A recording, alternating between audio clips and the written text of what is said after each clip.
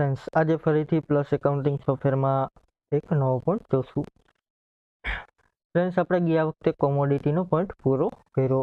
હવે ફરીથી આજે શેર એન્ટ્રીમાં આપણે ફ્યુચર એન્ડ ઓપ્શનના સેલ ઇનવોઇસ કઈ રીતે ક્રિએટ થાય અને પરચેસ ઇનવોઇસ કઈ રીતે ક્રિએટ થાય એ જોશું. તો સૌપ્રથમ અહીં પ્લસ એકાઉન્ટિંગ ખોલી લીધું છે. એમાં ટ્રાન્ઝેક્શનમાં જશું ફ્રેન્ડ્સ. એમાં ફ્રેન્ડ્સ ઇનવોઇસ આવશે. અહીં ફ્રેન્ડ્સ આપણે ગયા વખતે કોમોડિટીનું કર્યું. આજે ફ્રેન્ડ્સ આપણે ફ્યુચર એન્ડ ઓપ્શનનું કરીશું. તો અહીં સૌપ્રથમ ન્યૂ કરીશું, એટલે નવું આપણે ડેશબોર્ડ જોવા મળશે. હવે ફ્રેન્ડ્સ, તમારું જે એકાઉન્ટ હોય, એટલે કે તમે જેમાં ફ્યુચર એન્ડ ઓપ્શન અથવા તો ટ્રેડિંગ કરતા હોય એ એકાઉન્ટ લઈ લેશો. અહીં એન્જલ બ્રોકિંગ છે, તો તમે એન્જલ બ્રોકિંગ તમારી પાસે હોય તો એ લઈ શકો. 5 પૈસા હોય તો એ લઈ શકો. ઝીરોધા હોય તો અહીં તમારે પાર્ટી એકાઉન્ટમાં ઝીરોધા રાખવાનું રહેશે. ત્યાર પછી અધર કાંઈ બીજા હોય, કોટક છે, તો એ કાંઈ જે હોય એ તમારે અહીં પાર્ટીના નામમાં રાખવાનું રહેશે. અહીં અત્યારે એન્જલ બ્રોકિંગ રાખીશું. હવે ફ્રેન્ડ્સ, અહીં આપણે જોવા મળશે F&O, એટલે કે ફ્યુચર એન્ડ ઓપ્શન. હવે ફ્રેન્ડ્સ, ફ્યુચર એન્ડ ઓપ્શનમાં મોસ્ટ ઓફ બેંકના જે શેર હોય એમાં મોસ્ટ ઓફ વધુ પડતું ફ્યુચર એન્ડ ઓપ્શન હોય છે. તો અહીં આપણે ફ્યુચર એન્ડ ઓપ્શન રાખીશું. અને ફ્રેન્ડ્સ, ફ્યુચર એન્ડ ઓપ્શનમાં મોસ્ટ ઓફ જે સમયગાળો છે એ 8 થી 10 દિવસનો હોય. તમે લાંબા ટાઈમે પણ એને હોલ્ડ કરી શકો છો ફ્રેન્ડ્સ. પરંતુ ફ્યુચર એન્ડ ઓપ્શનમાં મોસ્ટ ઓફ અત્યારે 8 થી 10 દિવસ માટે ટ્રેડિંગ હોય છે. અહીં આપણે તારીખ નાખી દેશું. ત્યાર પછી ફ્રેન્ડ્સ વાઉચર નંબર છે, વાઉચર નંબર નાખી દેશું. બિલ નંબર આપેલા છે, બિલ નંબર નાખી દેશું. ત્યાર પછી અહીં પ્રોડક્ટ નેમમાં એન્ટર આપીશું. તો અહીં આપણે એક પણ પ્રોડક્ટ શો નહીં કરે. તો આપણે નવી પ્રોડક્ટ ક્રિએટ કરીશું. અહીં ન્યૂ કરીશું, અથવા તેની શોર્ટકટ કી છે F3. અહીં F3 કરીને આપણે નવી પ્રોડક્ટ ક્રિએટ કરીશું ફ્રેન્ડ્સ. એન્ટર આપીશું. અહીં ફ્રેન્ડ્સ પ્રોડક્ટનું નામ રાખી દેશું. અત્યારે ફ્રેન્ડ્સ આપણે ICICI બેંક રાખી દેશું.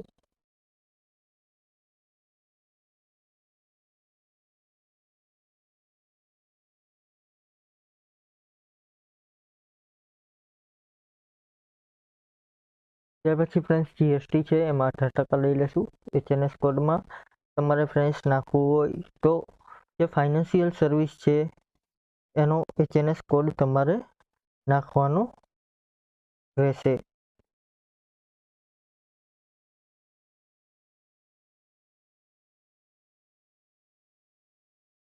અહીં તમારે જે શેર ટ્રેડિંગનો HNS કોડ હોય એ નાખવાનો રહેશે. શેર ટ્રેડિંગનો તમારે ફ્રેન્ડ્સ HNS કોડ 997152 જોવા મળશે. અહીં તમારે ન્યૂ કરવાનું રહેશે. અહીં HNS કોડ આપણે નાખી દેશું 997152 પે કરી દેશું. એન્ટર આપી દેશું. ત્યાર પછી ફ્રેન્ડ્સ અહીં સ્ટોક રિક્વાયર્ડ છે, તો એમાં શેર રાખવાનું રહેશે. હવે ફ્રેન્ડ્સ, તમે અહીં જ્યારે એન્ટ્રી ટાઈપમાં જોશો તો તમને ફ્યુચર એન્ડ ઓપ્શન જોવા મળશે નહીં. એમાં તમારે ફ્રેન્ડ્સ ઇન્વેસ્ટમેન્ટ રાખવું પડશે, કારણ કે ફ્યુચર એટલે કે ભવિષ્યમાં તમે ઇન્વેસ્ટમેન્ટ કરતા હોય તો અહીં ઇન્વેસ્ટમેન્ટ આપણે રાખવું પડશે. એન્ટર આપીશું. ત્યાર પછી પ્રોડક્ટ ટાઈપ છે, એટલે કે સ્ટોક રિપોર્ટ તમારે કેમાં રાખવાનો છે, FIFO પદ્ધતિમાં રાખવાનો છે કે ડીમેટ એકાઉન્ટમાં. તો આપણે અહીં FIFO રાખી દઈશું અત્યારે. ત્યાર પછી BSE NSE સ્ક્રિપ આપેલી છે, એમાં કાંઈ આપણે ધ્યાન નહીં આપી. એન્ટર આપીશું. ત્યાર પછી અહીં સેલ છે, તો અહીંયા અધર કરી દેશું. એન્ટર આપીને પ્રોડક્ટ સેવ કરીશું. હવે ફ્રેન્ડ્સ, અહીં તમે જોશો તો ICICI બેંકનું જે ફ્યુચર એન્ડ ઓપ્શન છે એ જોવા મળશે. અહીં ફ્રેન્ડ્સ તમે જોશો તો તમને પરચેસ અને સેલ એવી રીતે 2 એન્ટ્રી જોવા મળશે.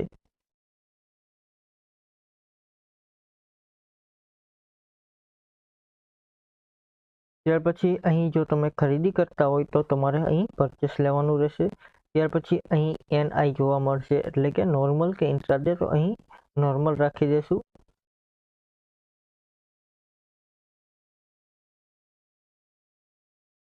એન્ટર આપી દેશું. ત્યાર પછી ફ્રેન્ડ્સ રેટ જોવા મળશે.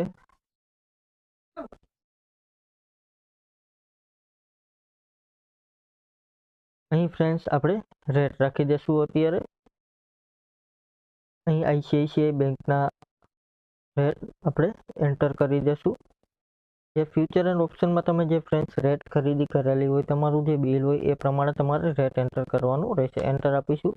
ત્યાર પછી ફ્રેન્ડ્સ અમાઉન્ટ આપેલી છે, તો એમાં અહીં સૌપ્રથમ ક્વોન્ટિટી આપણે નાખી દઈશું. તો 10 ક્વોન્ટિટી લીધી છે, એન્ટર આપી દઈશું. અમાઉન્ટ આવી જશે. ત્યાર પછી ફ્રેન્ડ્સ બ્રોકરેજ આપેલું છે, એટલે કે પર શેર તમારે બ્રોકરેજ કેટલું રાખવું છે.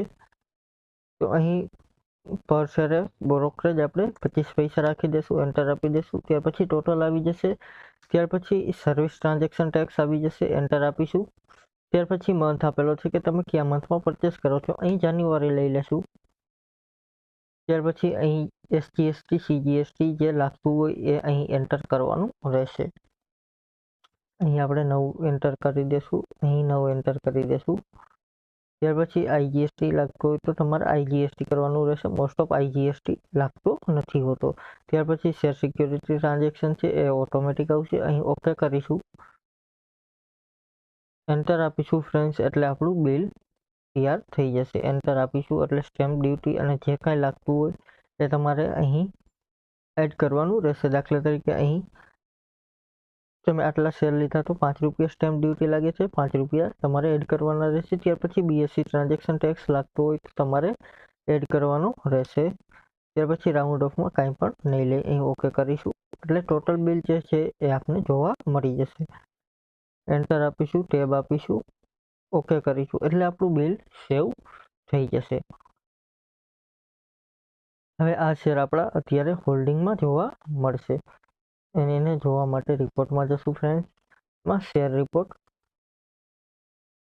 અહીં ફ્રેન્ડ્સ સ્ટોક સ્ટેટમેન્ટમાં અહીં આપણી પાસે અત્યારે લાઇસન્સ વર્ઝન નથી, એટલે અહીં કંઈ પણ જોવા મળશે નહીં ફ્રેન્ડ્સ. ત્યાર પછી ફ્યુચર એન્ડ ઓપ્શન રિપોર્ટમાં તમે જશો તો અહીંયા જોવા મળશે.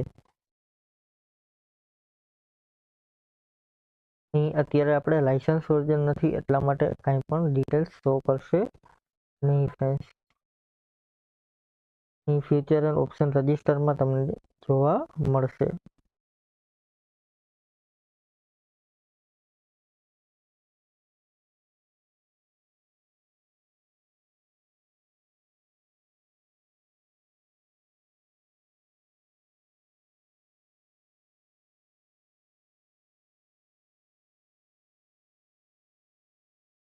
અહીં ફ્રેન્ડ્સ આપણે લાઇસન્સ વર્ઝન નથી એટલા માટે કાંઈ પણ ડિટેલ્સ શો કરશે નહીં. એની માટે આપણે લાઇસન્સ વર્ઝન લેવું પડશે. જો તમારી પાસે લાઇસન્સ વર્ઝન હશે તો તેમાં શો કરશે. આજનો પાઠ અહીં ફ્રેન્ડ્સ પૂરો કરીએ. કાલે ફરીથી એક નવો પોઈન્ટ જોશું. Thank you.